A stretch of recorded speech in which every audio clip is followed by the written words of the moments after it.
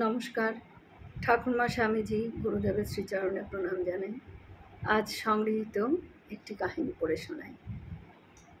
এ জগতে কেউ কেউ জন্ম নেন আলো হতে, আবার কেউ কেউ জন্ম নেন আলোকে।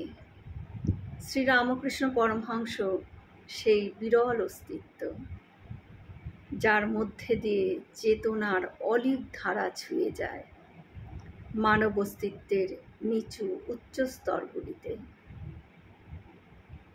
তিনি ছিলেন না শুধু এক ভক্ত, ছিলেন এক অনুপম নিরীক্ষক, যিনি জীবনের গভীরতম রহস্যকে আত্মার নিঃসর্গ দিয়ে উপলব্ধি করেছিলেন।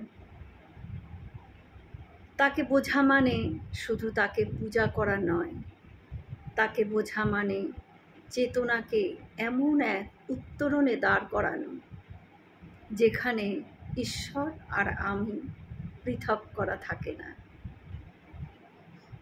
ঠাকুরের উপাসনা ছিল অভিজ্ঞতার এক বহির্মুখী বিস্ফোরণ, যেখানে ধর্মের দেওয়ালগুলো ধসে পড়ে এক মহাধর্মের দিকে। হিন্দু, মুসলিম, খ্রিস্টান সবাই তার অন্তর্দর্শনে একাকার হয়ে গিয়েছিল,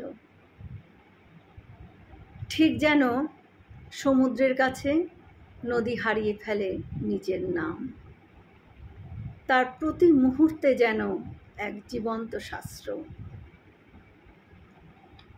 আর তার নীরবতাও ছিল উচ্চারণের ঊর্ধ্বে এক গূঢ় বাণী।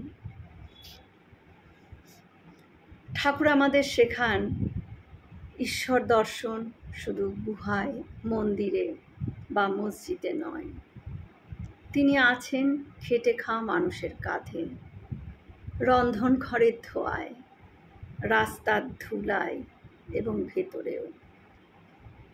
তিনি ছিলেন সেই গুরুধ্বনি যিনি দেহতত্ত্বের সীমা অতিক্রম করে বলেছিলেন, জীবে প্রেম, এটাই ধর্ম।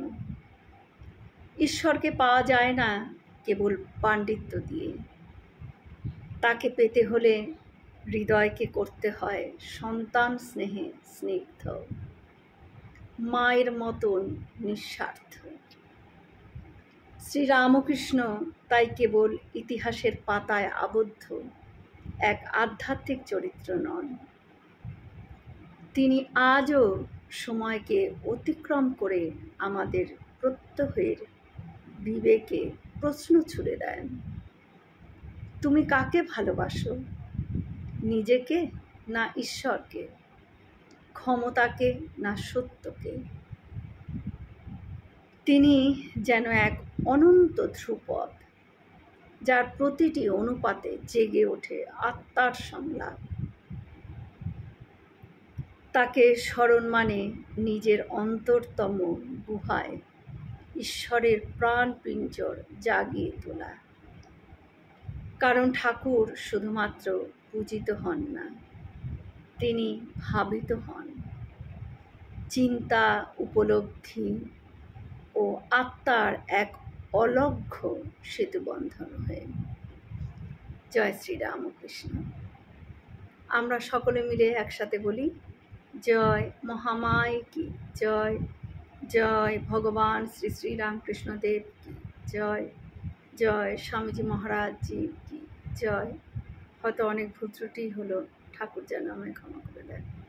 সকলে সুস্থ থাকবেন, আনন্দে থাকবেন। ঠাকুর মায়ের কৃপা দৃষ্টি সকলের ওপর বর্ষিত হোক। শুভরাত্রি।